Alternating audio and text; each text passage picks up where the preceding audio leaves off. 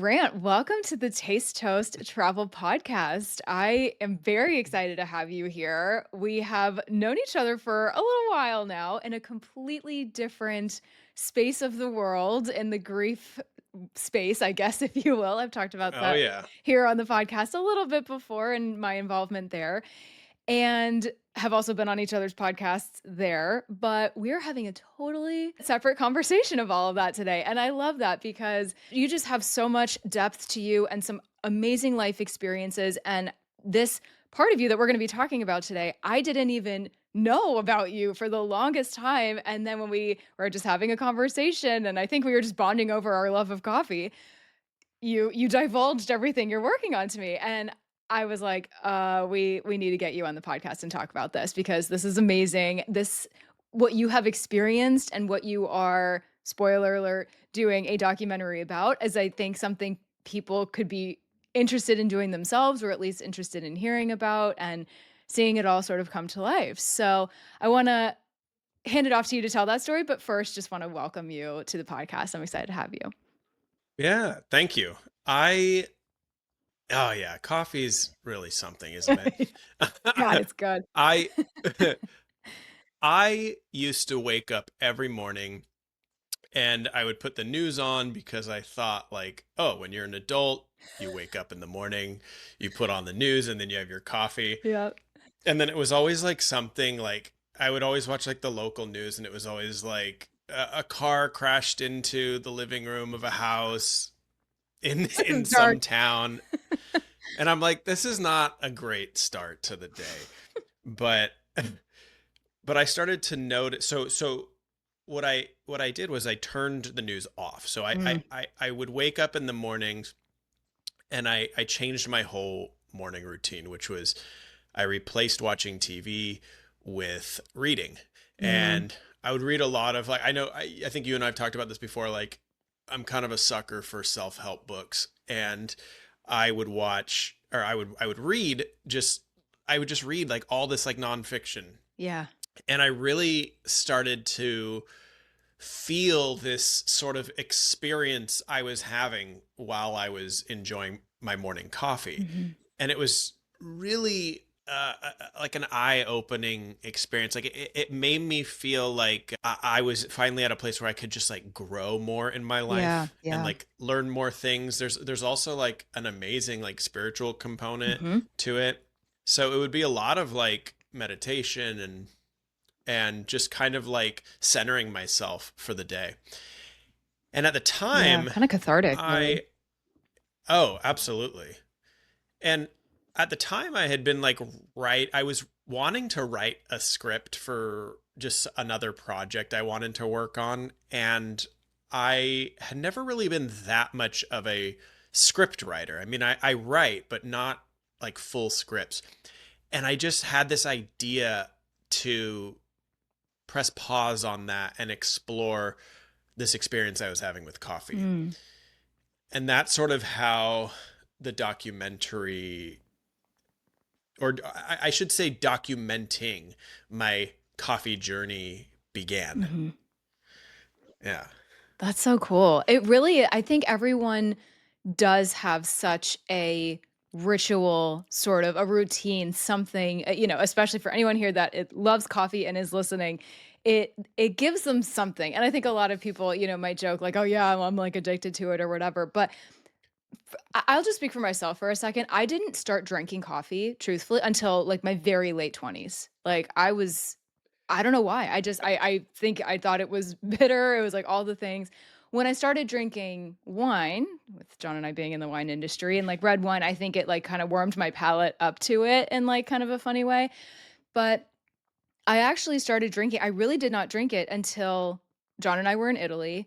And even then it was mocha pot, right? Like it wasn't Yeah. occasionally we would get like a cappuccino or a latte if but we lived in the countryside. There was no fancy, machine or anyone there I making it love for us. mocha pot though. There's something about I it love that's mocha so pot. beautiful. And it's I have like four of them. do you? We Yeah. have 2 or 3, and we've been gifted a couple. Yeah. They're great, and it's now that's almost borderline a little intense for me, but it was so funny that I Sure. and I tell people that, and they're like, You started drinking coffee on a mocha pot? That's intense. I'm like, "Yeah, I know," Yeah. but it's, like, all I had. Yeah. But it really did become a bit of my morning routine. I was, like, teaching English online, and I had it was, like, I didn't start teaching until, like, 11. So I had, like, a little cookie with my little, like, mocha pot coffee, and it was really and again, just, like, looking out the window and absorbing where I was, and it wasn't I mean, it was about the coffee, but it wasn't about the coffee, you know what I mean? It was my surroundings, my environment, what like, fed my soul a little bit, and It's that the has continued. experience. Yes, and it's continued to evolve, but I've never been a person I do it a little bit now where I can just, you down an espresso kinda quickly, that's sort of how my husband is, but I'm like, I've never kinda been that person, and no shade to anyone who is, but I do like to savor it and sip it and enjoy it, and it's gonna get reheated probably once or twice, but and I love that it's so individual and it's just everyone takes it differently, and, if you're my mother-in-law, you put caramel and all these other fun things in there, and which John and I have thoughts and feelings about, but to each their own. But no, it really just does speak to how individualized it is, and I love hearing stories of how people have come to drink it and come to enjoy it, and yeah, again, that ritual component really is something. It's a it's such a sensory oriented Yes. experience. I Yes. mean, the way it smells, the way it tastes, the Mhm. way you feel, it's like all encompassing. It's just Yeah. and I'm always like it always baffles me when I hear people say things like, "Oh, I drink it every once in a while." I'm like, "What? You're like, What "How?" do you mean?" Or they're like, "Yeah, every Saturday I'll get up and I'll have like my vanilla latte." I'm like, "You only do it once a week?" Yeah. Like it's so bizarre. It's so bizarre to me You're to like, "That's even like possible?" think that. Yeah, I didn't but yeah, I mean, I think I sit sort of like I'm sort of like in a rare percentage of coffee drinkers where I actually don't drink the same drink every day. I mean, Okay.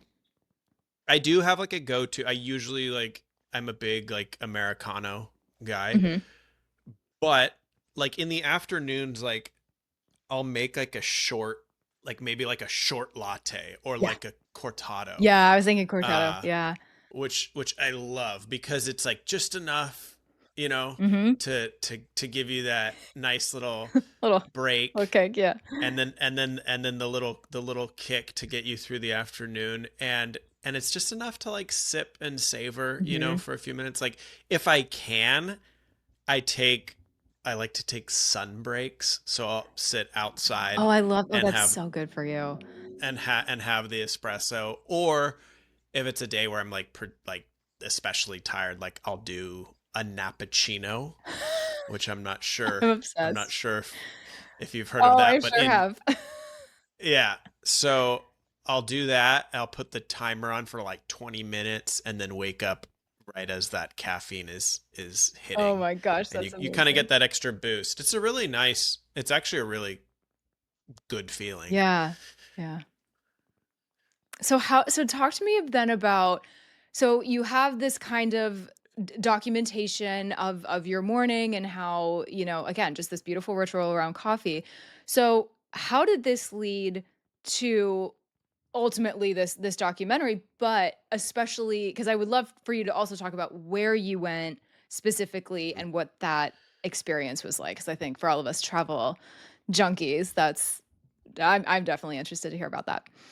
Yeah, yeah. So one of the shops here in town in LA that I have been Mhm. working with, my originally it was like, oh, I'm gonna go to like 5 different coffee shops, taste all their coffee, and just be like, hey, what's your vibe here? Because like some of them are more like artsy, some of them are more Yeah. like surfer, beachy, some of them are more like eclectic and musical or something like that. And so Mhm.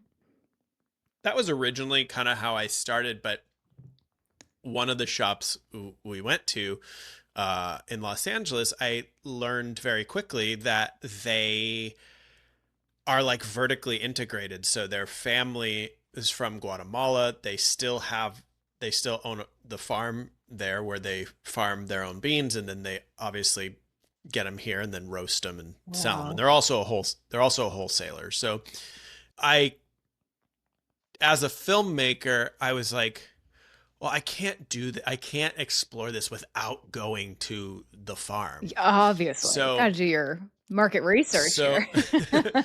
so before I even asked, Chuck, the owner, was like, "Go, just come to the farm. Just come with us on a trip. Like they go all the time."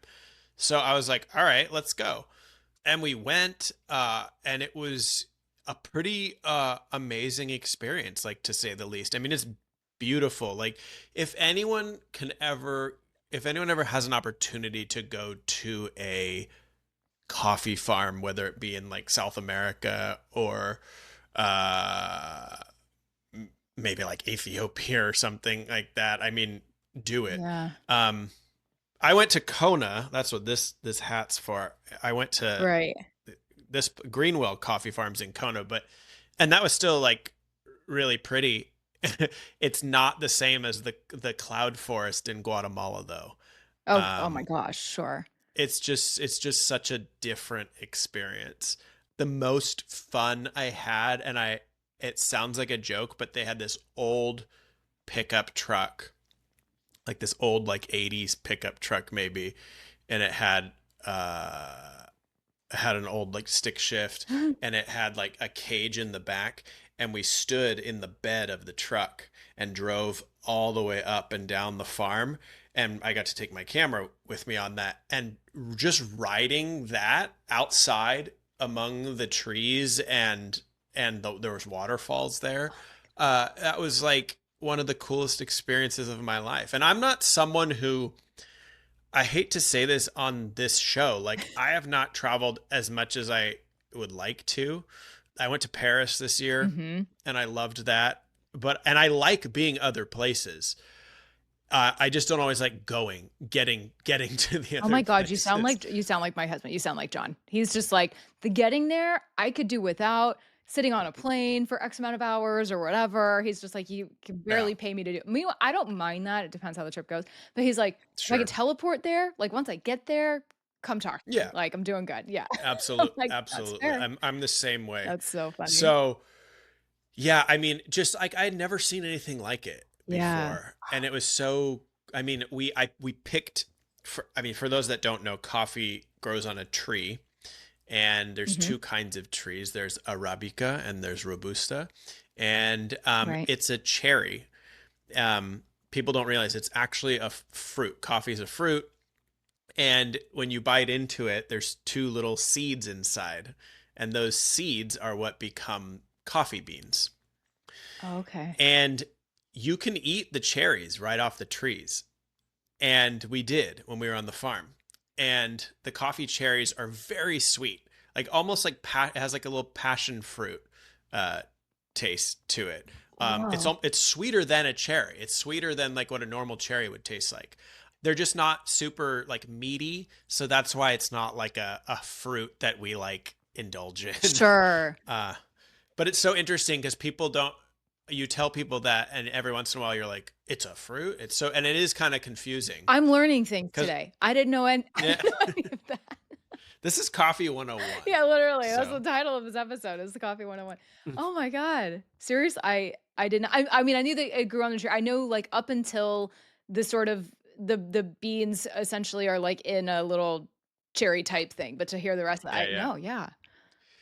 and pretty, it's such a pretty tree. Like the trees that have the ripest, reddest cherries on them Mhm. are so pretty to look at, and so I was grateful to be able to, photograph that when we were there too, Yeah. By because the we way, have a lot of really what time of nice. year was that? And, like, this is such a technical question, but, like and kind of maybe a dumb question, but, like, when does it bloom? Is this, like, a year round thing? Yeah, Like, what yeah. are we talking here? There's a harvest. So it was in November, and that's usually when the heavy rain comes there as well. Okay. So I remember there was a day where it was like, we'd get up like 6 or 7 in the morning. We'd go out, and I actually farmed like beans when I was there. So like I was out on the farm like picking the cherries, which was really Yeah. cool.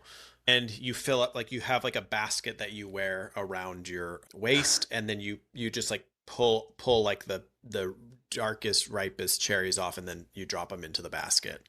Gotcha. um and so we would do that until like, I don't know when, like like the early afternoon is when the rain comes, so you have to stop. But Mm, there is a season, like, that they harvest, and I believe that's when it is. It is in November. okay. Timing for when this episode's gonna be released, 'cause November, Yeah, yeah. yeah, yeah. So you can really paint the picture. So, and so I think what a lot of people don't know about like farming is that they really do require altitude. And so that's why, like, I don't want to knock on like Hawaiian coffees, Mm, but they don't have the same altitude that like they have in the South of American course, yeah. countries, or like in Africa. It's just not the same. Yeah. So the soil's different at that altitude. And a roaster's job is to essentially, there's actually a lot of similarities between coffee and the wine industry. Oh, I And as you've been talking, I've been thinking about that a lot. And when you first yeah, said sensory experience and all of that, I was like, "Oh my god, say less. This is like us and wine." But no, right. it completely, yeah. So if you, so of course, like in the wine industry, you have a sommelier, Mhm. and and is that how you pronounce it? I never know how to Sommelier, yeah, yeah, yeah. appropriately sommelier. I hear people say sommelier, so Yeah, one I've person doesn't heard even that. correct people anymore. I actually heard that recently, and I was like, okay, I've never said it like that, but So my friends, so like, jokingly, obnoxiously say it, "Sommelier." I'm like, "Oh my god, I yeah, can't with yeah. you people."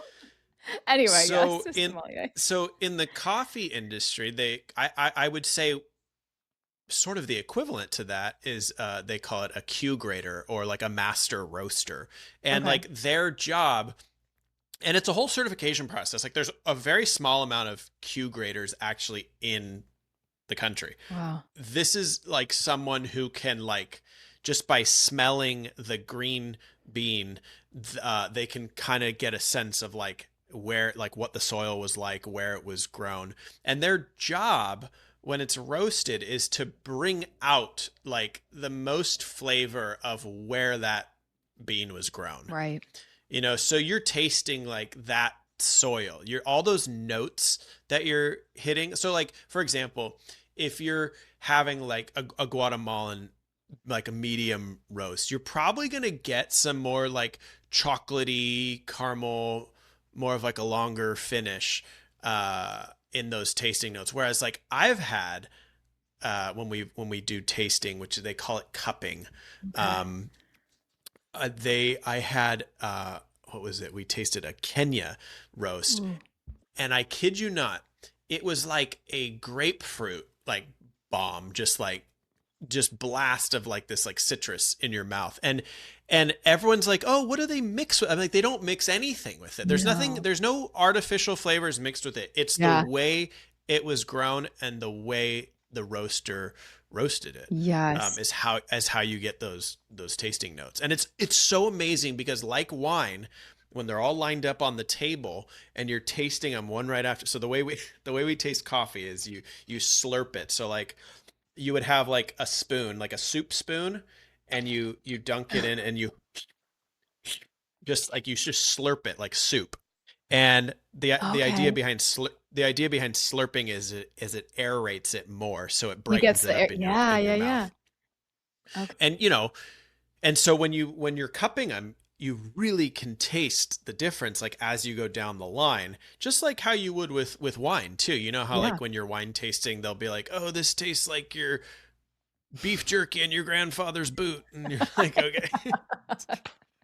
That's so good. It's so true. Oh my god. I'm learning so much today. I love this so much. I've never done a coffee tasting, first of all, that's now on my We'll do it. list. We'll do it I here. know, right? I'm gonna be in LA pretty soon. And it's so funny that you Hmm. mentioned the adding in of things, or how some people think there might be some, like, notes of something kinda added, because people think that Right. often with wine, or they're like, Hmm. if somebody mentions, "Oh, this has notes of strawberry and rhubarb," or whatever, they're like, "How is that added in? Like, what do they add that in?" But they're like, "No, no, no, Yeah. it's Yeah, they part of the think it's like terroir." saturated. They think it's like saturated with like some like fruit puree or something. It's like And it's And it's like, well, and I think too, like with coffee especially, like I feel like people are so misguided because you see a lot of these like shops now today, like they'll do this like caramel on the top, caramel on the bottom, caramel Yeah. with your whipped cream, and it's like, well, that's not coffee, that's just dessert, and those things are added to We it. say that all the So time. So we say that again, I'm so calling out my mother-in-law in this episode. But it's more we just laugh because John says the same thing too. He's like, "Ma, that's not coffee. That's that's not even coffee anymore. You ruined it." Like he said, we're kind of coffee snobs if you can't tell. But if I'm it's so true. if I'm ever at a coffee shop where it's like the person in front of me is like 3 pumps of this, 2 pumps of that, half a pack, I think I might be at the wrong place. You're at Starbucks is where you're at. I didn't want to name any Oh, place. I'll Well, name but like names, it's fine. a lot of specialty places though, you'll notice like specialty coffee shops, like independently owned, you'll notice they will not have Yes, right, uh right. they won't have like whipped cream. They won't have blended drinks. So Yes. I learned a lot about like the business side of it too as I've been on this journey too. Yeah, Like talk about that a little bit. one of my friends' rules at their shop is it's all about respectfully moving the line of customers. Mhm, mhm. And because something like coffee is so much of it, it should be a pleasing experience for the customer. Yeah. The last thing you want is an angry customer. And so a lot of what they do is he said I don't ever want to serve a drink that's going to take longer to make than a latte, Fair. Mhm. because then it's then you have slowed the line down. And so they don't do any blended drinks, they don't do any wacky like flavors. I think you can get like pumps and stuff if you want Yeah, like that's a like, little okay, that's one syrup in thing, there. it's a little different. Yeah, yeah, yeah. Right. But I agree with that too, because from like, from a business standpoint, I mean, I go to some of these places like, oh, what's the one? Like Phil's Coffee. They Yeah. have really good coffee, but everything is pour over. And I Yes. just like, you go in there and there's like two people in front of you and it's like the store's busy Right. because it's going to take forever to get your coffee. Yeah. So as much as I love their coffee and I like the employees that they have, especially the one by me here, it's like it's too labor intensive. Yeah, you gotta Um, know what you're but you're getting going into it. well, But I also really like espresso drinks, and yes, so same. they're pour over only. So when I first learned that they didn't have espresso there, I was like, oh, that's so interesting. But that's Mhm. their model, and Yeah, so it's like it's in a way it's great because like if people like for people that love pour over, like have at it, like go there every day, yeah, like that's great. yeah.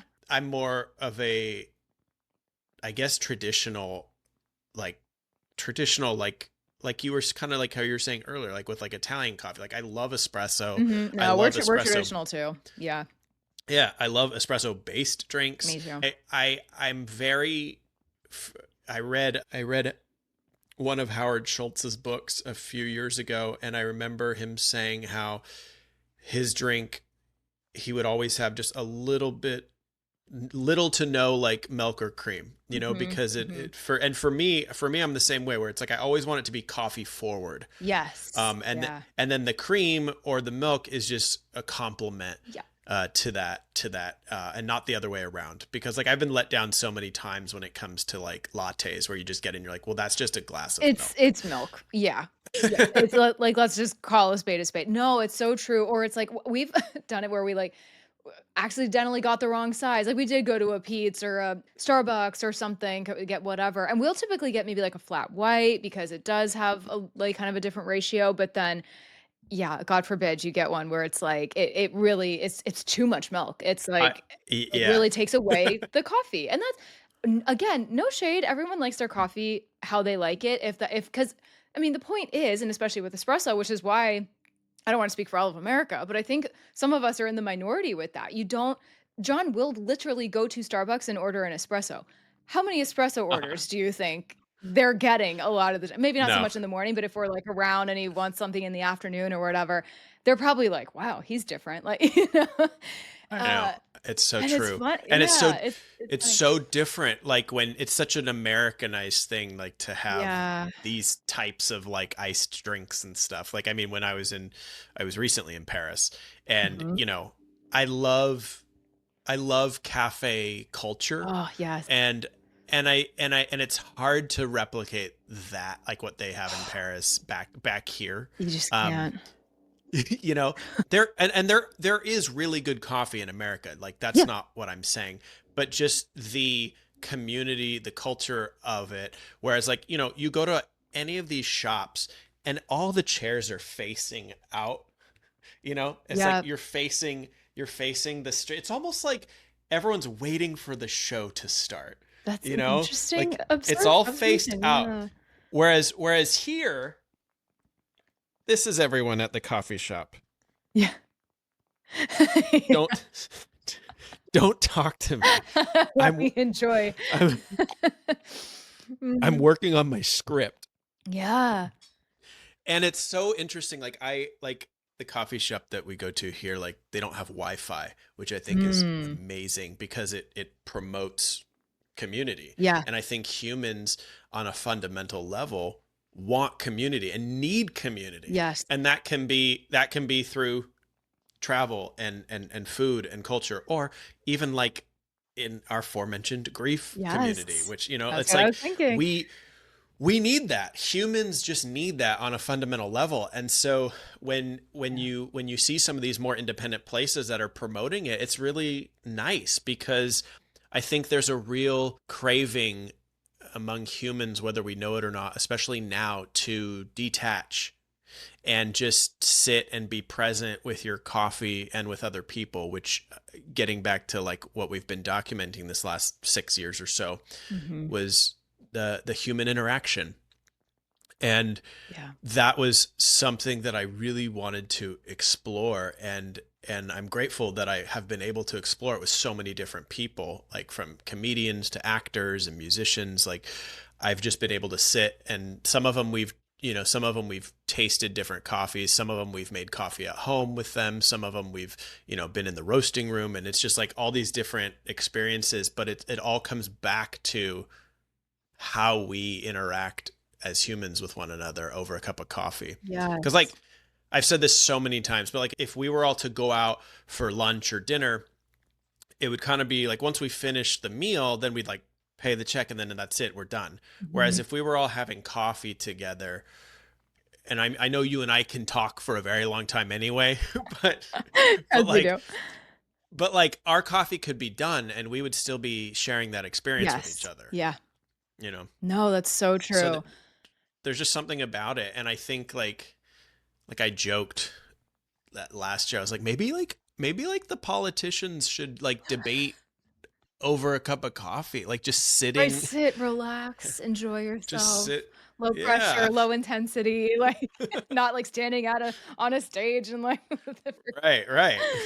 And I'm glad you touched on the community component because I wanted to actually ask you about that was in your time down there, were there any, like, specific rituals or maybe if not, like, a specific ritual, just things that you picked up on from the coffee culture down there? Because like, South America is just so fascinating to me, we've yet to go. I really wanna get down there, but again, just being out of your own, out of the US bubble and all of Yeah. that, was there anything that you picked up on down there just culturally that you found kind of interesting or sort of profound? Well, when we were in Guatemala, it was so different because it was like there, like we were outside of the city, of course, because Mhm. it was out on the farm. So we were Sure. so far removed from everything. So it wasn't like there was a local cafe to go to. We would have Right. coffee on the farm. But it was so what struck me was how the people that lived and worked on the farm, I mean, it's like their whole way of life Yeah. makes up for our just like little morning or afternoon like break. That's what was so interesting to me. It was like I had just this like amazing like moment of gratitude for like all the work that goes into it, because like one, before it gets to into your hands, that like one, or like those beans that make up for your coffee have touched like 50 other hands, Mhm. like people that have like cared for that bean along the way, like Yeah. seeing it from farm to table. Like it's such a production. Mhm. and and I I kind of equate it to, and it's sad, but I kind of equate it to like independent filmmaking, where it's like the whole system is like built against the grower, like against the producer, because Mhm. it's like so labor intensive, and it's so hard like to financially support such a system like that. And so I just had such a Yeah. moment. I was just like, I remember one of the days I was just like looking out like over the farm, and I just remember having that moment where of gratitude, uh and sort of like compassion, because you feel, it's a much different country. Like I don't have to like Yeah. it's a much different country than the United States. And so like just like Yeah. their whole way of life is different, especially when it's like on a farm like that. Absolutely. I don't know. I don't know if that answered your question No, or that not, but completely it completely answered my question, and I that thought crossed my mind, and again, not to continue bringing this back to wine, but, like, I couldn't help but yeah, think about wine, and I know so many people I think and of no fault of their own, I think a lot of people think of wine like big producers and a right. lot of additives and things like that, and wine in so many ways has gotten such a bad rep, and honestly too, again, I poked fun at Starbucks earlier, but, like, no shade to Starbucks either, and they are also I think you probably heard of this or know about this, but we did a whole episode on this too, or part of it. They have like Uh-huh. a new CEO and they're like reining things in a little bit, and that CEO's really trying to bring back a little bit of Yeah. coffee culture within Starbucks, which I really appreciate. Like I think that they're paring back on some of the drinks because they realize it's gotten too out of control. Well, Starbucks was when Howard Schultz was really part of developing it. Yeah. It was meant to be a third place. It Mhm. was meant to be, home, work, and Starbucks. Because it was his trip like to Italy that really like kind of like brought this idea to Oh America. wow, I didn't And okay, it I did not know that. Interesting. Okay. and it yeah, I think this is all in the book from the ground up. I really That you enjoyed mentioned. reading that. Okay. Really enjoyed really enjoyed that book a lot. And now I want to read it again. You're making me want to read it. This is just fast. I But it's mean, but it's yeah. true. It's like, and it's somehow kind of sidetracked or got away from that. But it's like Mhm. people want that. People want a place that they can feel community for a low cost too. Like it's not like an exclusive club where you're paying thousands of dollars to be a part of, but if you have Yeah. like a local coffee shop that you can go to, and there's community there, and there's music, and there's art, like Mhm. people want to feel like they belong there. A lot of these newer places I've seen where it's just like you go in and it's just like white walls, nothing on the walls, and there's like you don't feel comfortable there, and you're like, well, what is this then? It's just supposed to be like flashy and sexy, and then I pay $9 for a latte God, and that's yeah. it, Yeah. you know? Mhm. But see, I Chuck at the coffee shop here always tells me that coffee is the last affordable luxury. People are still gonna get it. Yeah. And I always see it as like, especially like when you go to like the farm, like how I did, and you see the labor that goes into it, you're like, well, of course my coffee is gonna cost this. Yeah, sure. Like you're like, and I don't really feel any sort of way about it. Yeah. I enjoy it, and also feel like I also feel like if I'm having my coffee for here, which I prefer to do, Mhm. I don't typically like driving in my car like with a cup of coffee. I like sitting, sipping, and savoring. I feel like I'm like renting the space for a bit, Right. So it's like I don't mind paying a little bit extra for it. So I mean that's just my like take on, Yes. because everyone's like, "Oh, coffee's so expensive. Did you know if you invested that every week, you'd end up with $1 million at the Oh end?" god, yes. I'm like, The latte no, factor, which my mom was guilty of saying to me multiple times, but I'm just like, "Listen, I usually I, make it at home, all the things, but when I go out, I enjoy it that much more." And I yeah, you said that. And actually, it's funny what you just mentioned about sitting there and even paying a little extra for that. That reminds me of Italy when if you're not, you know yeah, what I mean? If you're not at the bar, yeah. like eating drinking it there and then yeah. I'm I, like, "That's fair. I That's valid." did you read the Latte Factor as well? No, Because no. that's a book too. Yeah. Um, It's actually pretty good, but I still am gonna pay. But But see, you, like but many see, Americans, are still gonna get your coffee. yeah, but it's like again, kind of getting back to like what I was saying about how like I drink something different every day. Yeah. I have like 8 different brewing methods at home too. So Mhm. it's like one day I really enjoy doing French press, you know. Yeah, yeah. Another day I use my espresso machine. Another day I'll use the mocha pot. I'm Armenian, so occasionally I'll make Armenian coffee, which I'm Cool. not good at, but You try. I try. That's cool. Well, the thing about Armenian coffee is it actually has to be much finer than espresso. It's actually a finer ground than espresso, like almost like Okay, I sand, was gonna like ask about very, that very, and the difference. Okay, yeah, interesting. yeah, very, very fine. And you boil it in you brew it in the grounds. So it's in what's called an ibrik or a jezva, depending on if it's Turkish or Armenian, but it's the same thing. You bring it to a boil, and then you let it go down. Then you bring it to a boil again, you let it go down, and you bring it to a boil. So it's you have to keep your eye on it like the whole time. Like it's Yeah. really like you have to be hyper focused It's like mocha pot on on brewing. steroids, because you can burn your Yeah, mocha yeah. pot coffee too. Yeah, you that's also something you Oh kinda have to keep man. an eye on, or it's like it's science to know when to take it off a little bit. The mocha pot's a fun one because That you can can get you too. peek underneath it. Yeah. Yeah, yeah, yeah. Oh my god. You know what's so funny? Something that you just said earlier too was that I think we definitely have an opportunity here in the US to do more is design our coffee shops in a way that really makes them want to stay. And if it's like a one-off one, I feel like they're usually a little bit better about that. But I think that's what Yeah. it's just going to be very interesting to see how Starbucks starts to make these changes, just using them as an example because they've made it very known. But I will say Yeah. there's another bigger chain that John and I love a lot. It's kind of like our go-to that is here where we live, and I'm not gonna say the name because I'm not like that upset about it, but it's just so interesting. They just redid it. They like just updated the Hmm. inside, right? And it's beautiful, but it's something you just said. It's very modern. It's brighter, which is nice, but it's quite whitewashed. It has, the gold kind of brass, fixtures and things now. And I was so hoping once I found out that it was gonna get redone that I would, like, feel more inclined to maybe, like, wanna go work from there or whatever. Right. It has 2 chairs that are like, actually have somewhat of a cushion, and I Mhm. sat on one as I was waiting for our pickup order the other day, and I was like, "This isn't even comfortable enough to sit here." I was like, "Man, all Really? all Mm. of this, and I can't Has a lot to do with it. this doesn't really excite me to come to." I was like, "What a missed Well, opportunity." and getting back to my previous point was that it should be a pleasing experience. Yeah.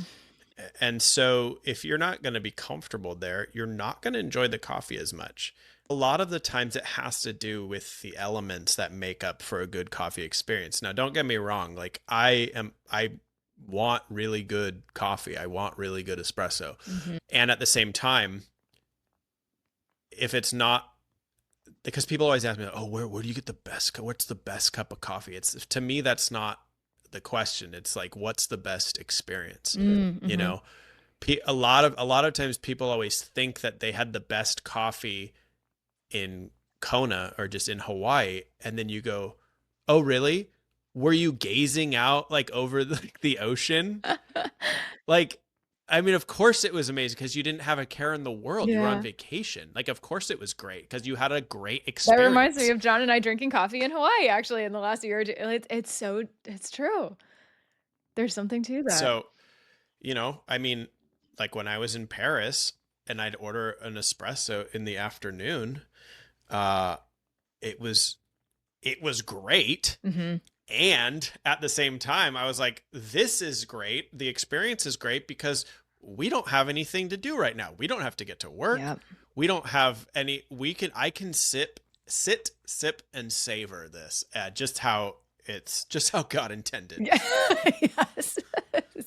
A very sacred experience. But all jokes aside, it is kind of like a sacred experience. That's how I think a lot of people do experience Absolutely. it that way, but I sadly, I think in the US, like, we've lost a lot of that. It's not Yeah. sacred for people anymore. It's very on the go, or it's just because we're just such coffee addicts and it just, you know what I mean? Like, I think we've lost a little bit of that. So I don't know. I'm on like a personal mission to kind of like bring that back a little bit. Well, But I know you journal from time to time, and I always make a mhm, point mhm. to sit with my notebook next to me because when I am having my coffee in the morning, that's when I have some of my best ideas.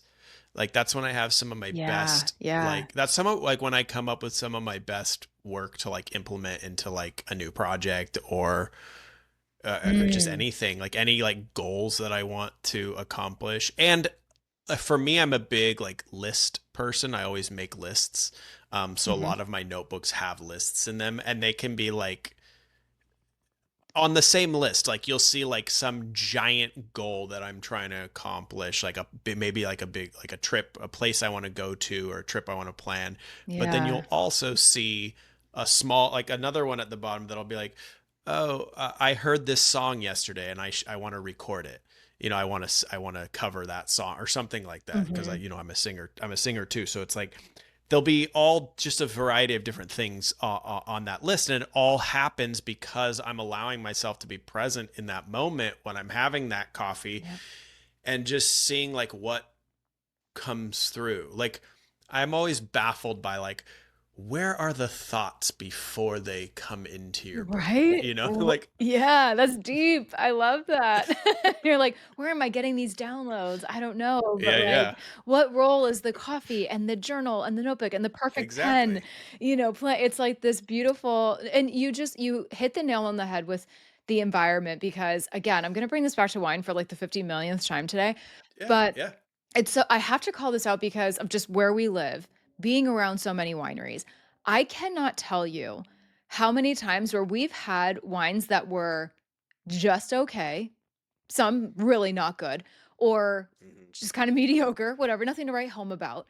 But the overarching experience or the view or whatever else happened made up for it, or vice versa, where it was, like, supposed to be really great wine and maybe the wines were exceptional or they were very good, but let's say the environment was a little off or the staff was a little uncomfortable or, there was something else kind of off-putting about it. It makes such a difference. So I Right. hope I can encourage anyone here listening. I'm sure anyone listening to this is probably as much of a coffee fiend to some degree as we are and maybe even has a little ritual, something with their coffee, but just you touched on presence, and I just wanted to Mhm. call that out and name that because Yeah, it's so true. Missed opportunities if we just don't, yeah.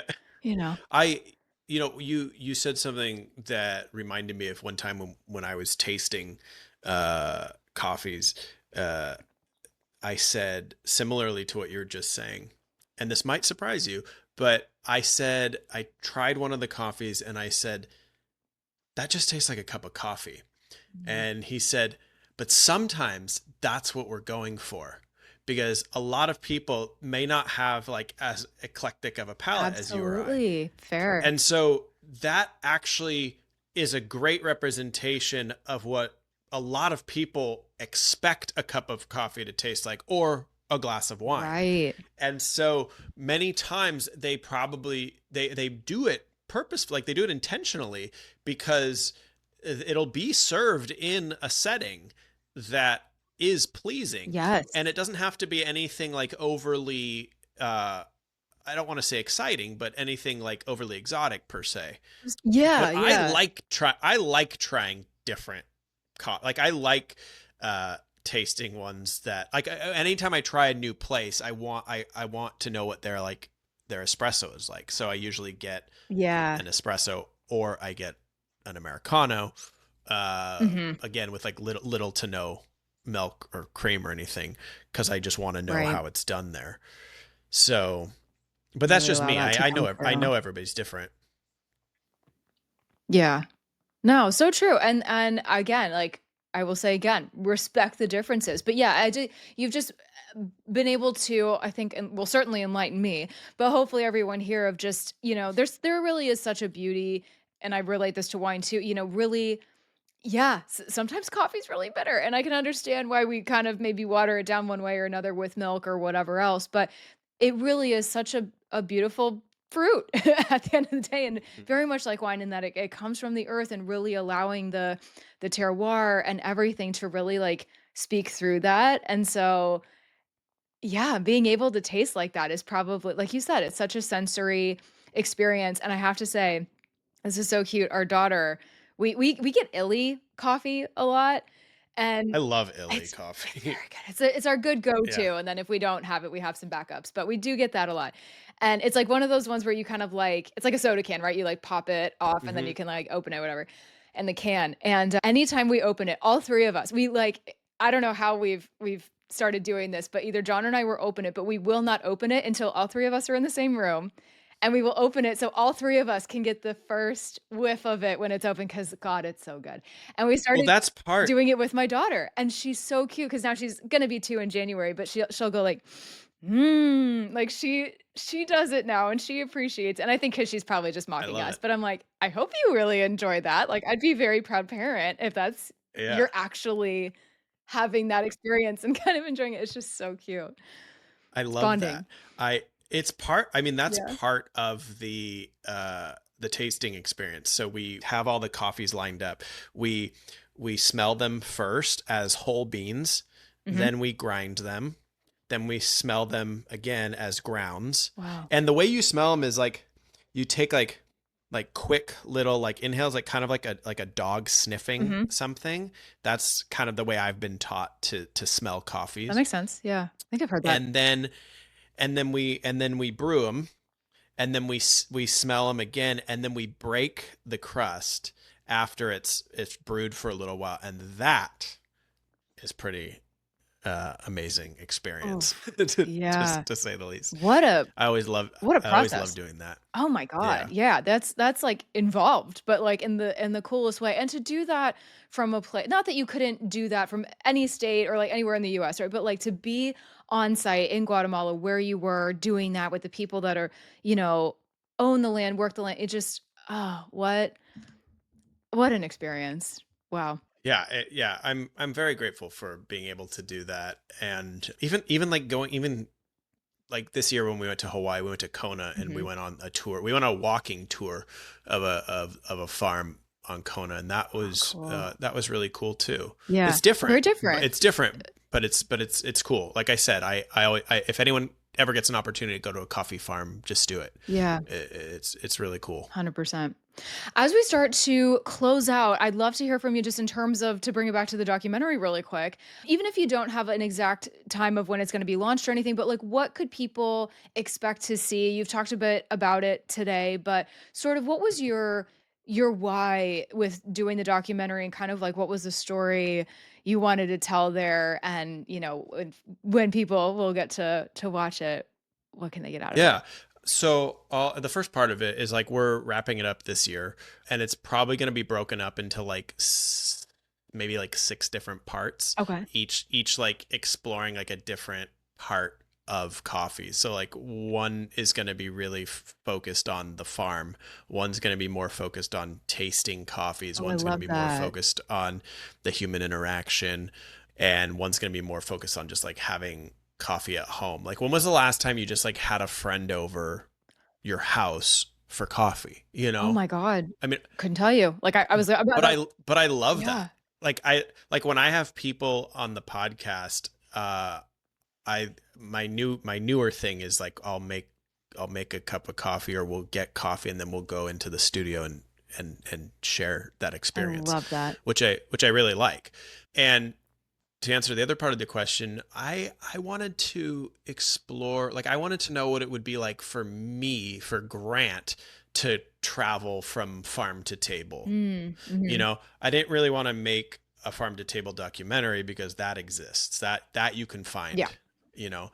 I wanted to explore excuse me, what the human was experiencing through coffee, Mhm. and how the coffee is like the catalyst for conversation, like debate. You know, years ago they used to call them penny universities, like old coffee shops back in the day were called penny universities because for a small price you could go in and like the stock market would trade there, people would make business deals there.